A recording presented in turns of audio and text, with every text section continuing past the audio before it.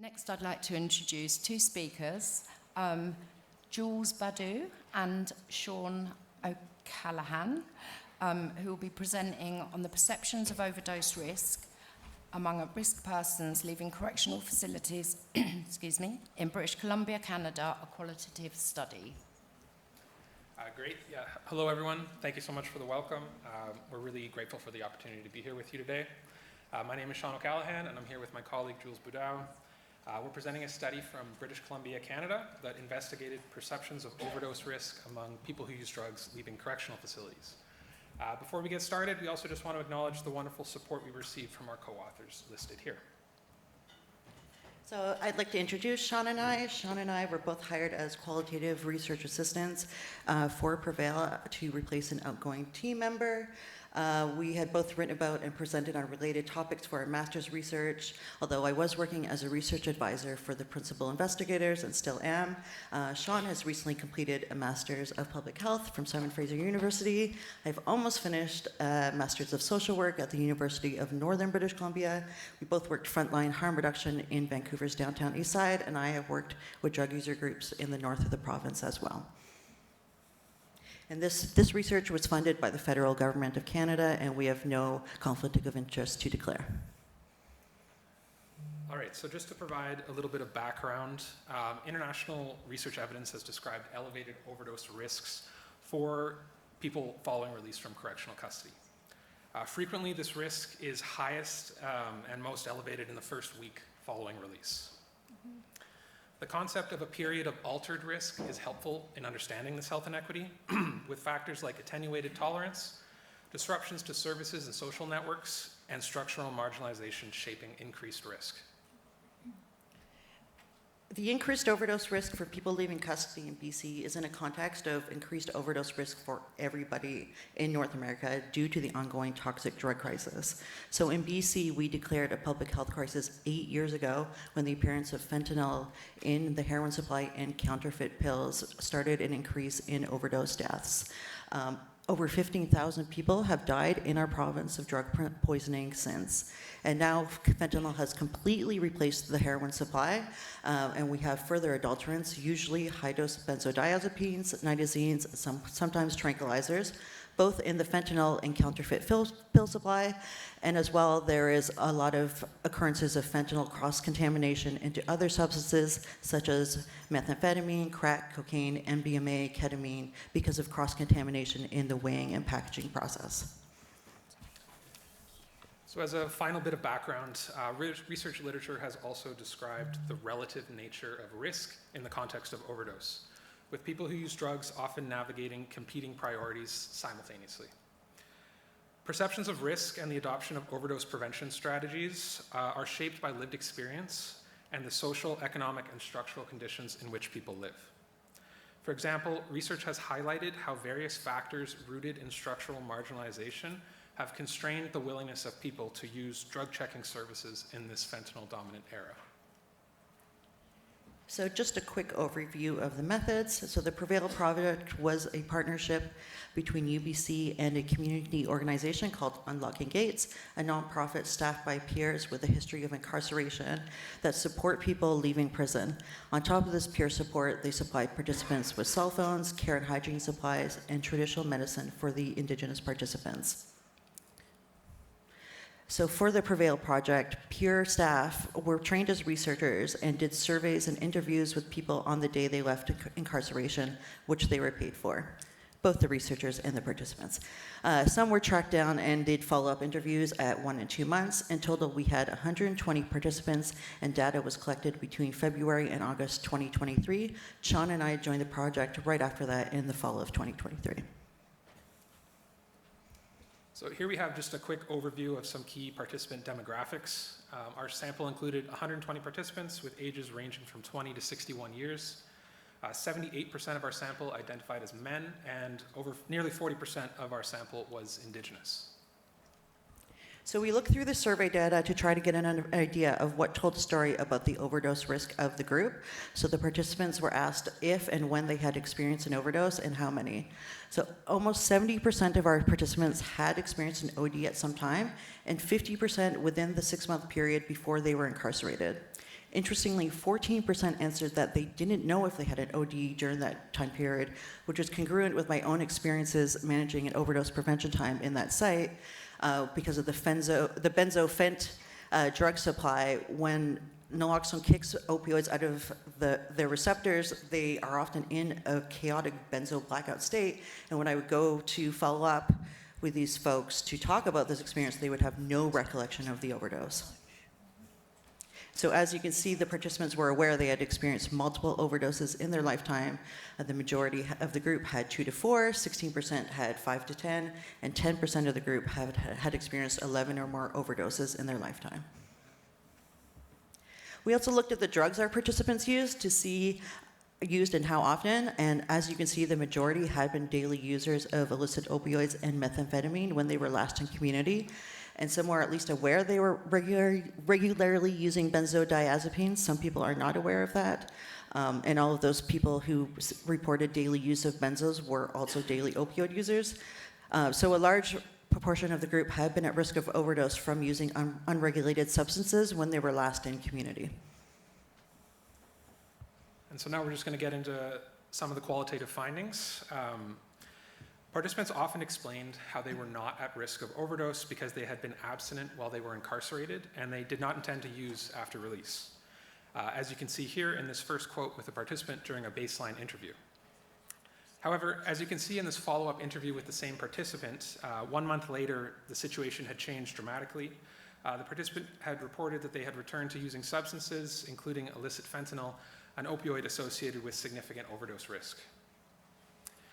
Some participants also spoke about how smoking drugs, particularly smoking illicit stimulants, was not associated with overdose risk in the same way that injecting drugs was. As this participant explained, no, I haven't been around anyone that overdosed because anybody I hang out with, they don't do needles. They smoke side, but you know what I mean, I've never known anybody to overdose off it. Another qualitative finding was that numerous participants believed they were at reduced risk of overdose because of their high tolerance, despite the fact that they were leaving custody and very unlikely to have been using at the same level in custody that they were in community before they were incarcerated. One participant said, I overdosed a lot, but it was a long time ago, like when I first started doing it. It was over 20 times, but I haven't overdosed in a long time. So I'm not really worried about it because I have a higher tolerance that I would use than I used to. So this was the day they were leaving incarceration. However, some participants were aware they were at risk because of that reduced tolerance, because of the toxicity of the opioid supply, and because they were aware of that they might be exposed unintentionally to high-dose synthetic opioids. As one person said, each time I overdosed, it was because I thought it was something that it wasn't. I'd hope I'm not at risk of overdose. I'm not planning on using any fentanyl.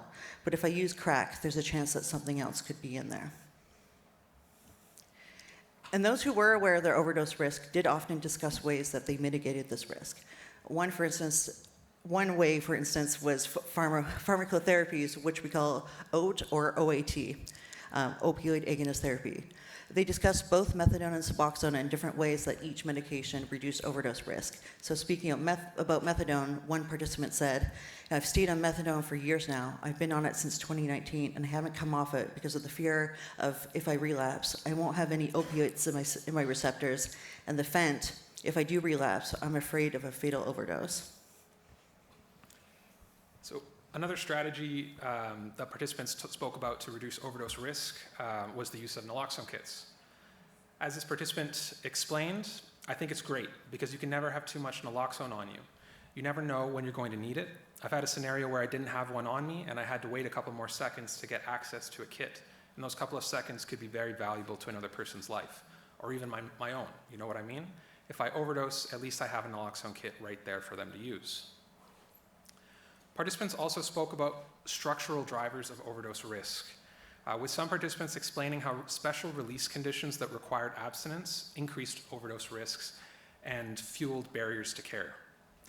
As this participant explained, you get into these situations where you have a condition not to use and you relapse, so then you got to hide it. You can't reach out and ask for help to your parole officer because if you do, they're going to breach you, or you're with someone and they overdose and you're scared to call emergency services because then the police come and they run your name. It's a breach. You're under arrest.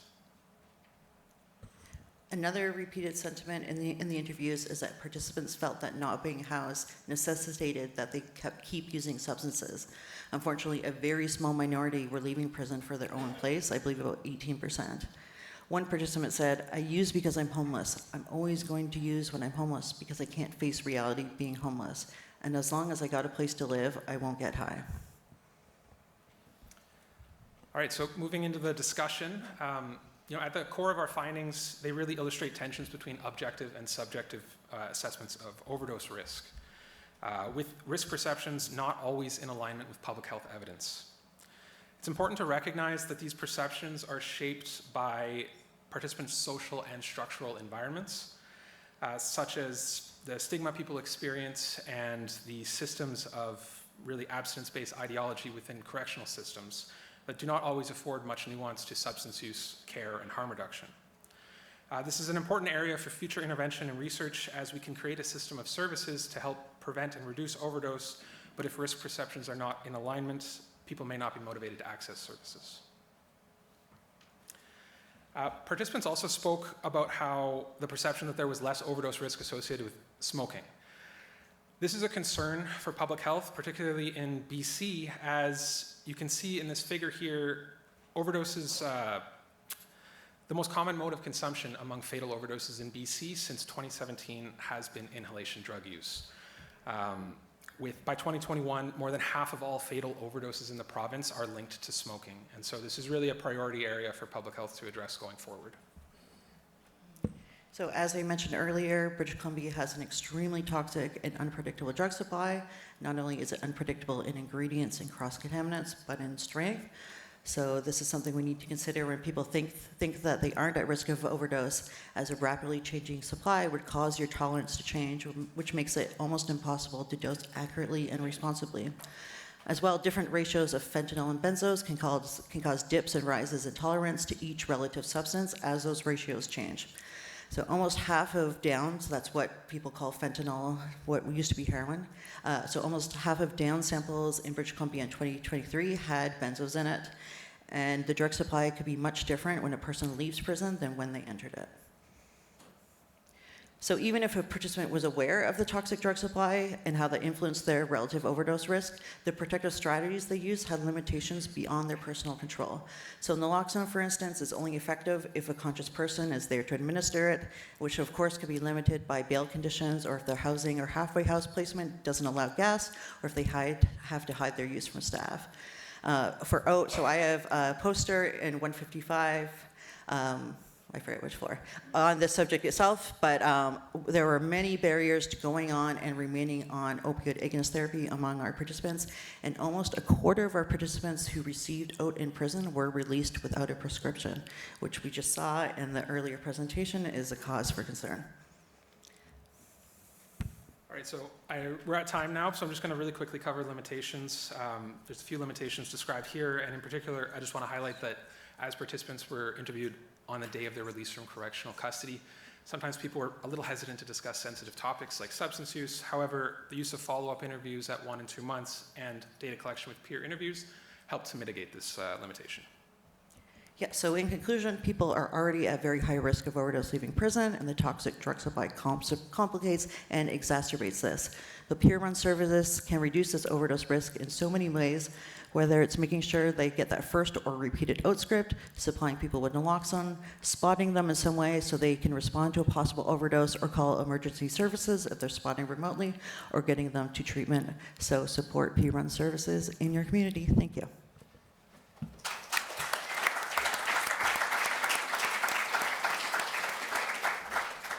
Thank you, Jules and Sean. Any questions from the audience? Olivia. I was just looking at some of this. We'll just have you wait for the microphone to arrive.